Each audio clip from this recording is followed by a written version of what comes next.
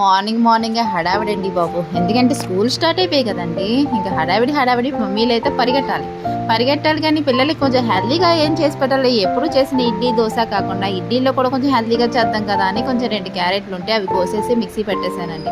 దాంట్లో కొంచెం సోడిపిండి కూడా వేసుకుంటే బాగుంటుంది కదా, అదేనండి రాగి పిండి కూడా వేసుకుంటే బాగుంటుంది కదా అనేసి ఆ 2 కలిపి మిక్సీ వచ్చి కలిపేసి రుబ్బులో గట్టి శుభ్రం ఉప్పేసి కలిపేసుకున్నానండి.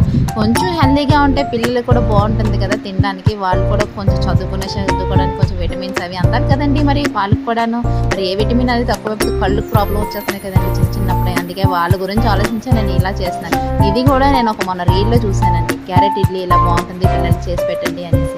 అందుకని ఆ విధంగా చేసి పెడతాను. అందులో జీలకర్ర వేసాను అనుకుంటారా, జీలకర్ర వేస్తే కొంచెం ఈజీ డైజెషన్ అవుతుందని వేసానండి. నచ్చితే వేసుకోండి, లేకపోతే లేదు. నేనైతే వేసాను. చిన్నోడికి పల్లి చట్నీ, పెద్దోడికి టమాటా చట్నీ. నచ్చిందా? లైక్ చేసి షేర్ చేసి సబ్స్క్రైబ్ చేసుకోండి కొంచెం.